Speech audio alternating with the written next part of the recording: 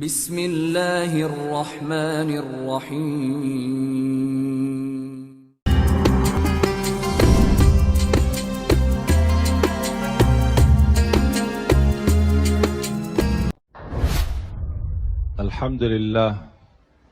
Alhamdulillahi Rabbil Alamin.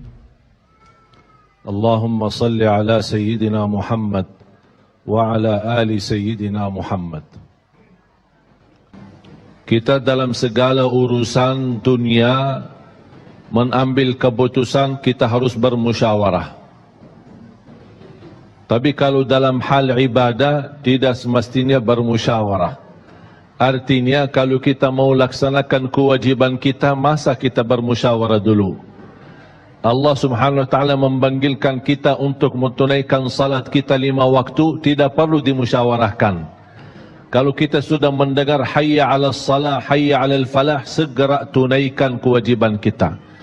Kalau kita perhatikan dalam Al-Quran, banyak ayat-ayat yang Allah subhanahu wa ta'ala ikatkan salat dengan zakat, atau bahasa lain salat dengan infak, sebagaimana firman Allah subhanahu wa ta'ala di suratul Baqarah, dan saya yakin semuanya hafal.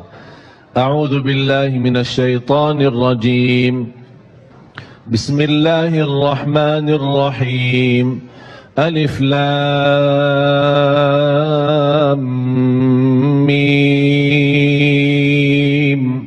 Dzalikal kitabu la raiba fihi hudan lil muttaqin. Alkitab ini petunjuk bagi siapa? Bagi muttaqin. Dan Allah menjelaskan sifat-sifat mereka. Kalau kita ingin meniru mereka, ingin bergabung bersama mereka, ingin menjadi seperti mereka, ikutilah penjelasan Al-Quran. Siapa si al-muttaqin ini? Allah subhanahu wa ta'ala sebutkan, الذين يؤمنون بالغيب ويقيمون الصلاة ومما رزقناهم ينفقون. Mereka adalah yang beriman tentang gaib.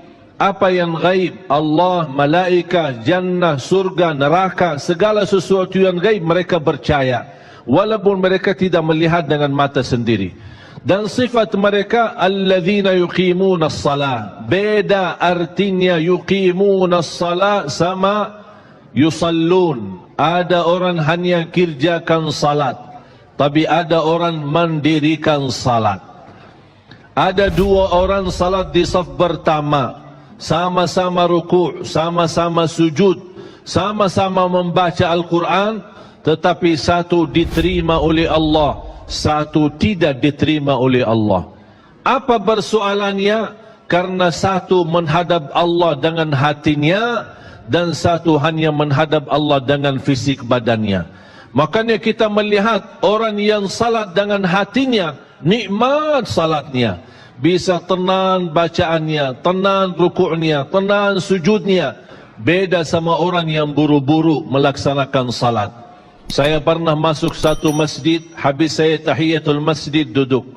Saya melihat seorang baru masuk dan juga tahiyatul masjid.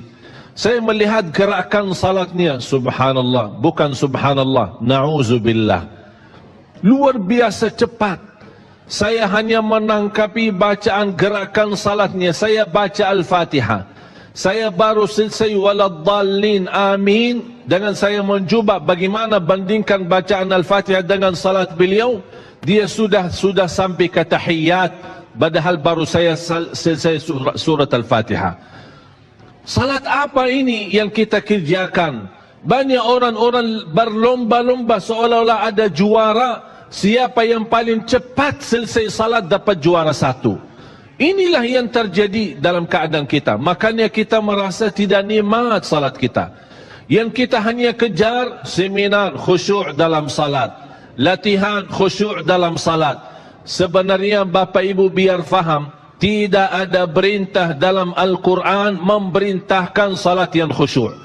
Tidak ada perintah dari Rasul salat yang khusyuk. Salat khusyuk itu apa?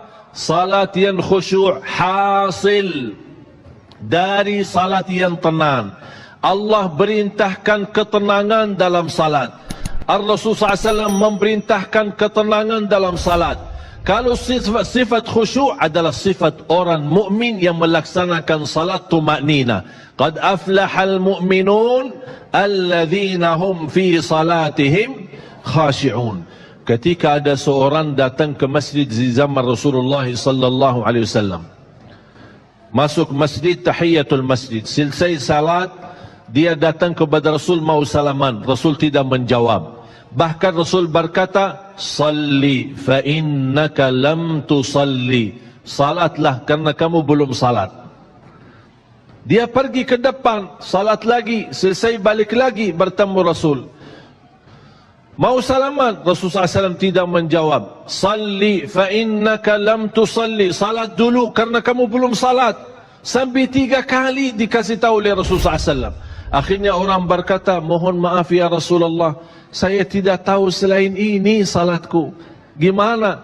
Kata Rasulullah SAW, fa idza qumta faqum mutma'inna. Kalau berdiri, berdiri tenang, tumaknina. Tumaknina salah satu rukun di dalam salat. Tidak sah salat seorang tanpa Al-Fatihah, betul? Sama tidak sah salat seorang tanpa tumaknina.